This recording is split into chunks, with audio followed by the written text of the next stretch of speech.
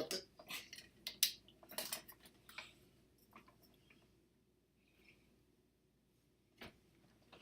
Right, I never want to. Right. What's up? Facebook, YouTube, Twitter. All my neighbors, my old neighbors, my new neighbors, wherever you are out there in the world. It's cold outside. And Happy New Year's to you. How's everybody doing? God loves you, man. Get yourself saved. It's the best thing you could ever do for your life and your family. Get yourself healed up, prayed up. Call upon the angels of the Lord. Anyway, it's your boy Tone 202. We're going to talk about sports. And if you guys got any kind of requests, stuff you want me to talk about, I can go ahead and talk about that. I met a young lady. She wanted me to talk about Chi. So she hits me up. She's a sub now. She hits me up, then I'll go ahead and make a Chi video. But I wanted to talk about Pittsburgh Steelers versus Jacksonville. I gave a short synopsis of what I think is going to go down, by basically saying I think Pittsburgh's going to win. But I was listening to Shannon Sharp and, on Undisputed, I think, and them pretty much pick apart the teams, like only him and Skip Bayless can, because they have a bunch of knowledge that I just don't know and don't care to know. But nonetheless, that knowledge is definitely pertinent when you're talking about two different teams that are going head-to-head, and why one team got destroyed by the other, and why you think that that team that got destroyed by the other is now going to win when it really, really counts. Let's backtrack and let's go to the beginning of the year. Let's look at a couple things that were happening in the beginning of the year. One, Patriots were losing. Everybody, especially some of my subscribers, were going, Patriots suck. And I was going, but he's Tom Brady.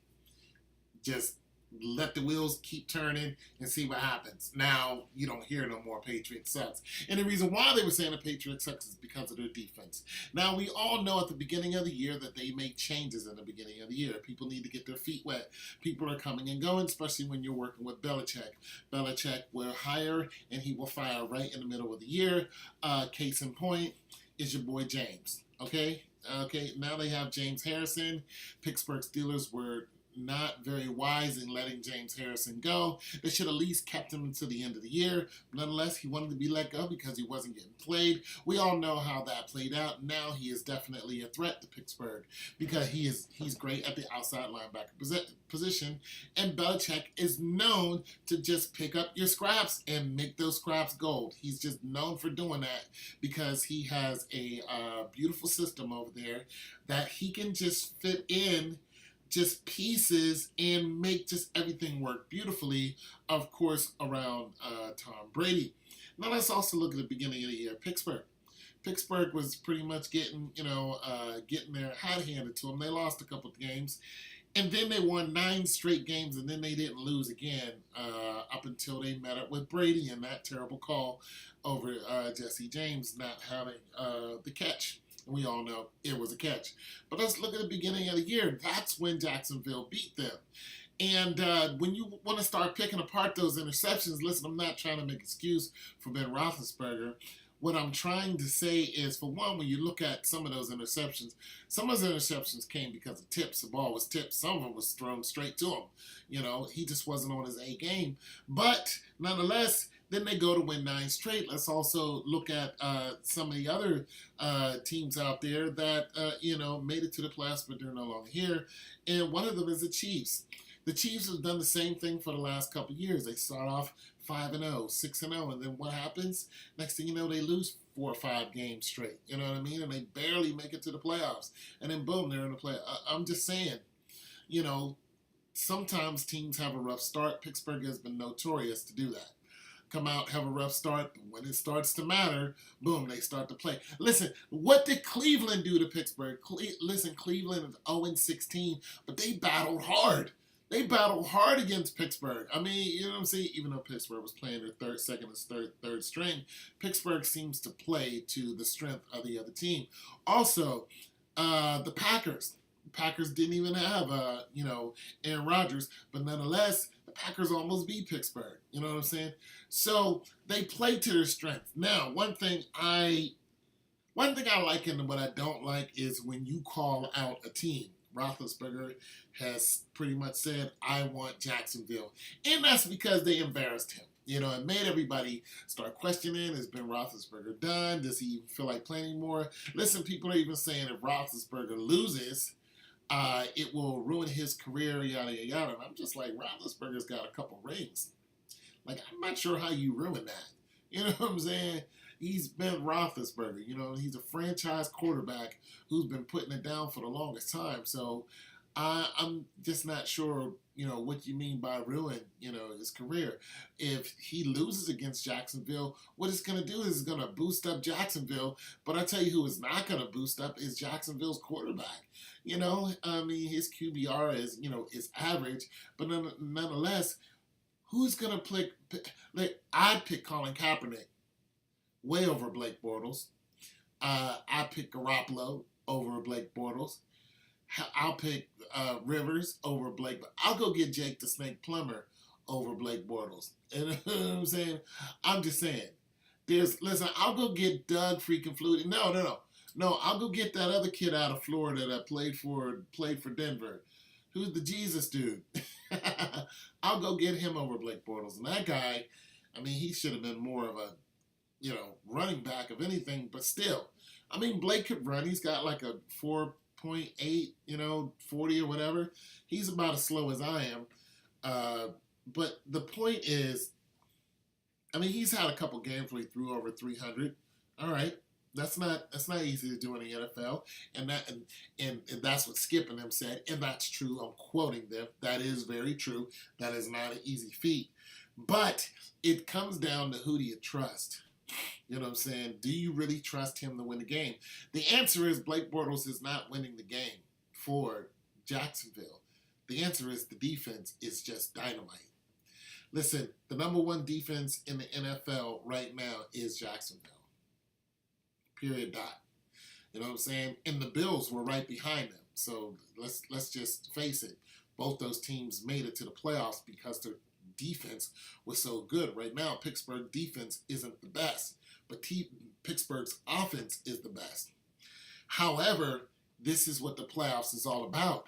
You're setting the best defense up against pretty much I'd say they're the third best. Well, Antonio Brown when he's not hurt. Now see, this is where this is the deciding difference right here. Antonio Brown, whether he had turf toe or turf calf, what's wrong? What happened? Turf toe or turf calf, whatever one of those it was, Sanchez. Nonetheless, he had turf something.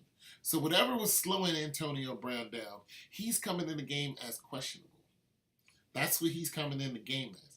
If Antonio Brown doesn't play, then absolutely you have a chance to definitely beat Pittsburgh, and still the defense is going to do it. It's not going to be offense who's going to do it. Even though they have Fournette, I still can't see the offense just running Pittsburgh off the board.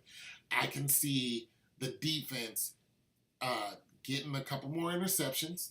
I can see that happening. Matter of fact, I'm going to go ahead and say that the defense is going to get 2 interceptions. And they're going to do it I'm just going to say they're going to do it in the second quarter and the third quarter. There's my prediction. They're going to get 2 interceptions, but I just don't think they're going to win. I think that Ben Roethlisberger is going to get a hold of himself, and he's going to be like, okay, if Antonio Bell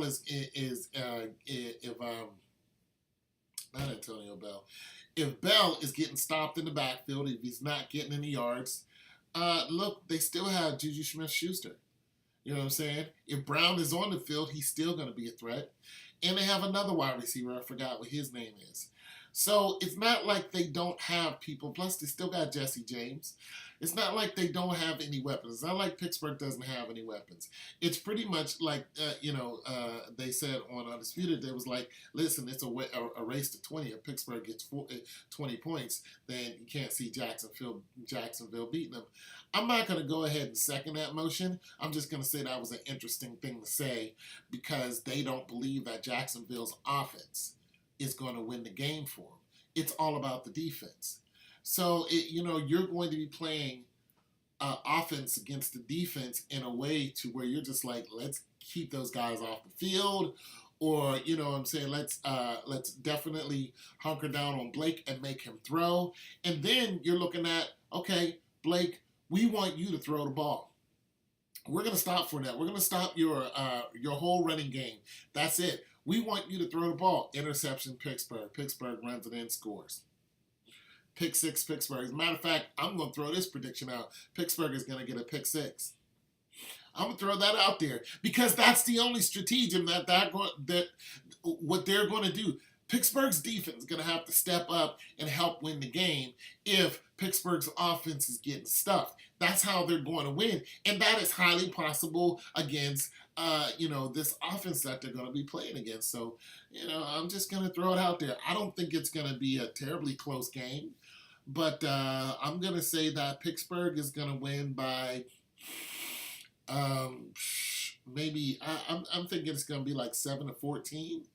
I think it's gonna be something like that. 7-14, Pittsburgh wins. Your boy Tone 202. God loves you.